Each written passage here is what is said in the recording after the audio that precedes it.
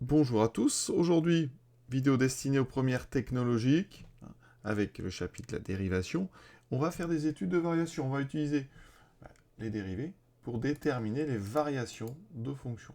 Et la propriété qu'on va utiliser, je la rappelle tout de suite, c'est que quand on prend une fonction définie et dérivable sur un intervalle i, comme c'est le cas pour nos trois fonctions ici, on est sur moins 5, 5, eh bien la fonction f est croissante sur i, si et seulement si, sa dérivée i est positive. Elle sera décroissante si sa dérivée est négative, et elle sera constante si sa dérivée est toujours nulle. Et donc on va appliquer ça sur trois fonctions, une fonction affine et deux fonctions du second degré.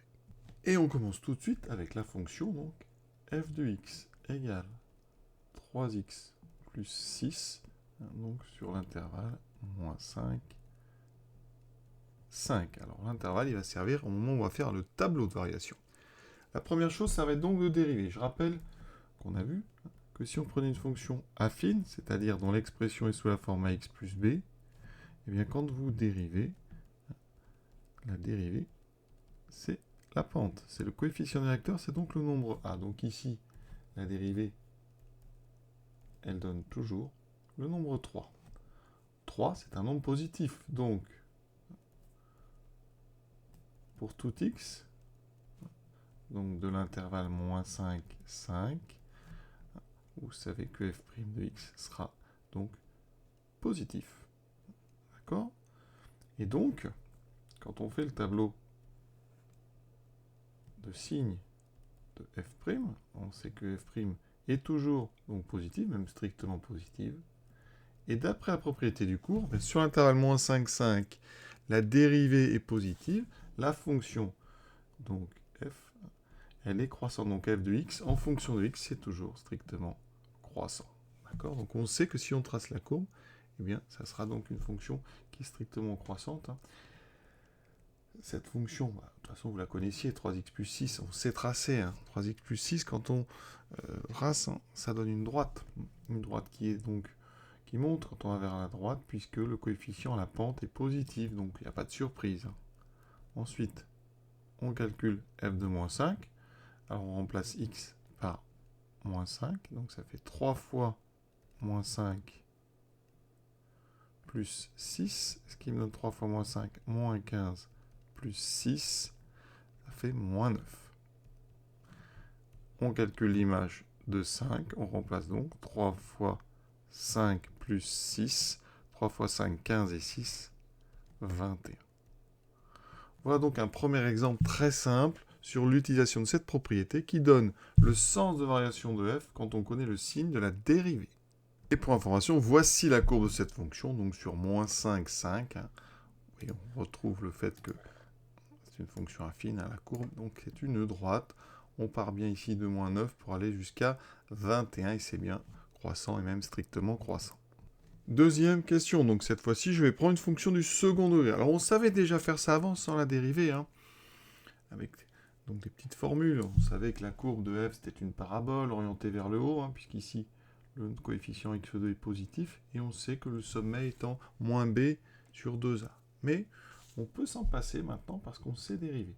Je rappelle que la dérivée donc d'une fonction du second degré, alors, donc ax2 plus bx plus c, et bien, si vous dérivez,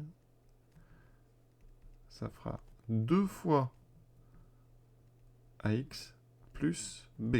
D'accord? Le c disparaît, il n'est plus là.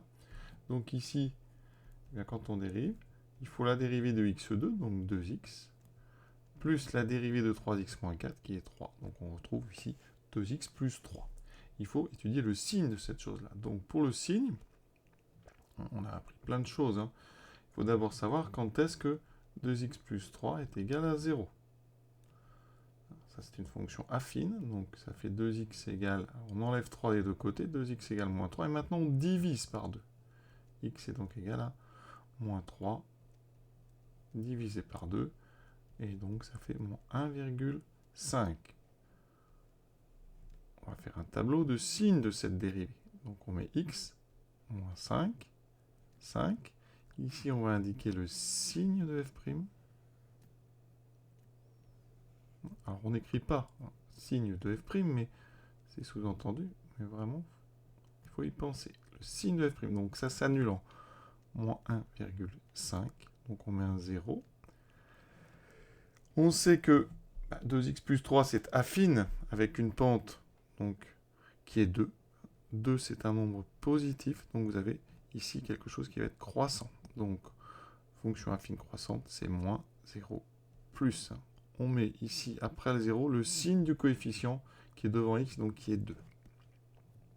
Et ensuite, on va donner les variations de f de x en fonction de x. Alors, on n'écrit pas variation de f de x en fonction de x, on écrit tout simplement f de x ou f. Et ici, eh bien, on utilise le cours.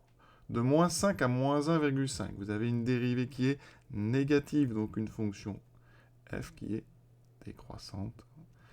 De l'autre côté, une dérivée positive, donc une fonction croissante. Et vous voyez qu'on retrouve cette forme ici, qui correspond vraiment à notre parabole orientée vers le haut, avec un sommet en moins 1,5 qui correspond, si vous appliquez les formules, à moins b sur 2a, c'est-à-dire moins 3 sur 2.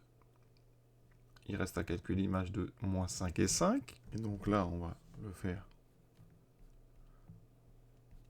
à la main. Donc f de moins 5, ça fait donc moins 5 au carré plus 3 fois moins 5, donc moins 4, qui me donne moins 5 au carré, donc 25. 3 fois moins 5, moins 15, moins 4. On obtient 25 moins 19. 25 moins 19, ça fait 6. Et donc on écrit ici dans le tableau en haut le 6. Et maintenant on calcule l'image de 5. C'est un petit peu plus facile parce qu'il n'y aura pas de moins à l'intérieur des parenthèses. Que l'erreur, vraiment, c'est ce moins. Ce moins, il est à l'intérieur du carré. Il faut mettre les parenthèses, elles sont indispensables. Et ce moins, puisqu'il est au carré, on ne le compte plus. L'image de 5, elle pose moins de problèmes parce qu'on a 5 au carré. Plus 3 fois 5, moins 4. J'obtiens donc 25. Plus 15, ça fait 40. Moins 4, ça fait donc 36. Et on écrit 36. Problème, il reste l'image de moins 1,5. C'est un nombre décimal. Donc là, hein, c'est pas précisé, on va prendre la calculatrice pour faire ça. Sur une Casio, alors vous avez toujours les menus, hein, vous allez dans le menu tableau de valeur, donc table. Vous rentrez ici directement, donc votre fonction x carré plus 3x moins 4. Voilà. Vous faites ça, vous allez directement dans table, vous n'embêtez pas, et là, vous tapez les valeurs qui vous intéressent. Donc moins 5, vous voyez qu'on retrouve 6, ensuite vous descendez, vous tapez 5, ça donne 36, d'accord, et vous tapez moins 1,5, et vous obtenez donc moins 6,25. Vous n'avez plus qu'à écrire ça dans votre tableau.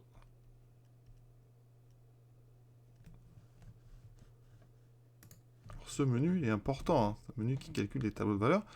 Après, vous pouvez aller, si vous voulez, aller regarder la courbe ici, d'accord. Alors, quand vous utilisez une Casio, pour calculer les courbes, il faut revenir au menu et aller sur graphe, sinon vous n'aurez pas tous les points qui vous intéressent. Donc vous faites ça, vous tracez. Alors là, vous n'êtes pas sur le bon intervalle, vous êtes sur 0,5. Donc il faut aller modifier la fenêtre ici en indiquant x minimum 5, x maximum 5. Voilà. Vous validez. Alors après, vous réglez s'il faut les maximum et minimum. Donc là, je vais mettre, on va jusqu'à, on a dit 36, donc je vais mettre 50, c'est parfait. Et vous voyez, la courbe est comme ça. Si vous manquez un bout, eh bien, vous bougez comme ça.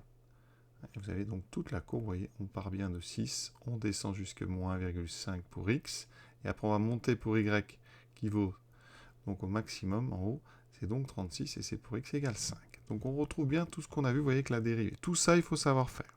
Pour ceux qui auraient une Texas, eh bien, vous faites pareil, vous allez par contre sur f de x, en haut à gauche, voilà. Vous rentrez votre expression, toujours avec ici le x qui est là, donc x carré, plus 3x moins 4, vous validez, vous allez sur, alors soit graphe, soit table, si vous voyez la courbe, la voici. Encore une fois, il faut bien sûr régler votre fenêtre, au même endroit que sur la Casio. Mettons donc x égale moins 5, 5, et après, les y, vous réglez ce qu'il vous faut à peu près, voilà. Et donc vous allez sur graphe. Donc voici la courbe, alors je suis pas descendu assez bas, donc vous allez retourner sur la fenêtre et vous changez votre y minimum, moins 5, vous mettez par exemple moins 10. Vous avez comme ça très vite toute la courbe. Pour les valeurs, vous allez dans le table, donc vous mettez seconde table. Voilà.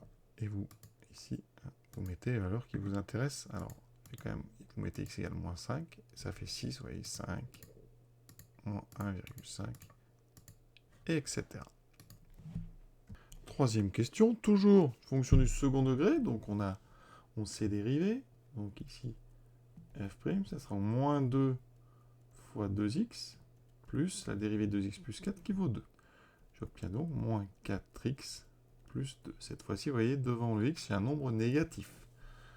Donc comme tout à l'heure, comme on a une fonction ici affine, je résous moins 4x plus 2 égale 0, ça me donne moins 4x, donc j'enlève 2 des deux côtés égale moins 2, je divise par moins 4, ça me fait moins 2 sur moins 4. On simplifie les deux moins, ça fait 2 sur 4, on peut simplifier par 2, ça me donnera 1 demi, et ça vaut donc 0,5. Et on peut tout de suite faire le tableau.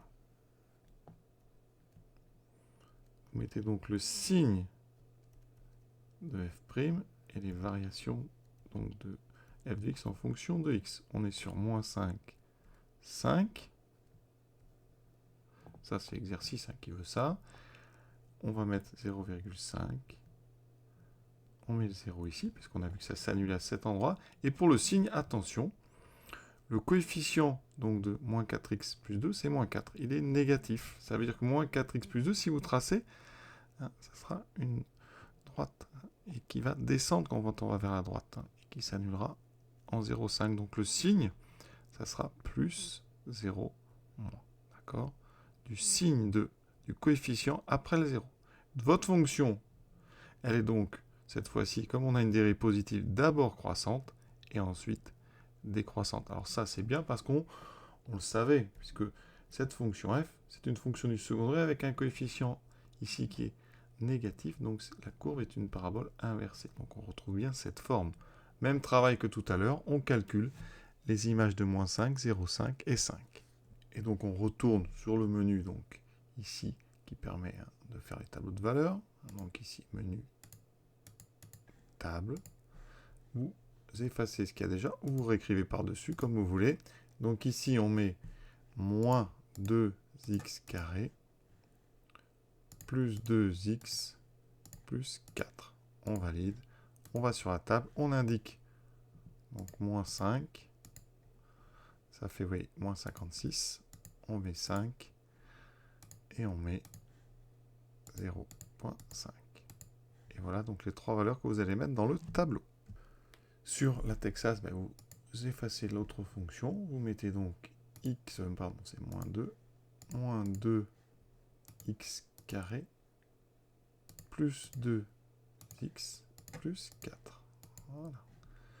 Vous allez donc dans votre tableau, voilà, et vous indiquez donc moins 5, ils sont déjà, oui, j'ai déjà donc les trois valeurs que je vais écrire dans mon tableau, sauf que j'ai pas ici 0,5, donc il me faut 0,5, voilà, et on peut remplir. On va quand même vérifier l'image de moins 5 et 5 à la main, f de moins 5, c'est donc moins 2 fois moins 5 au carré, plus 2 fois moins 5, plus 4. Alors je le fais parce qu'il y a beaucoup de moins ici, donc je rappelle, le moins 5 au carré, le moins est dans le carré. Donc ce moins, il va disparaître, ça fait 25. Ici, ça fera moins 10. J'obtiens donc, ici, moins 2 fois 25, moins 50. Moins 10, ça fait moins 60 plus 4. J'obtiens effectivement moins 56. Donc vraiment important, ici toujours ce moins à l'intérieur du carré qui va disparaître. Pour l'image de 5, c'est beaucoup plus rapide. On aura moins 2 fois 5 au carré, plus 2 fois 5, plus 4. Ça me fait donc moins 2 fois 25, moins 50, plus 2 fois 10, donc 2 fois 10, plus 4, 14, ça fait effectivement moins 36. Donc les valeurs qu'on avait à la calculatrice, évidemment, sont bonnes. Et pour info, voici la courbe. D'accord, donc vous avez cette forme inversée, avec un sommet effectivement qui a l'air d'être en 0,5.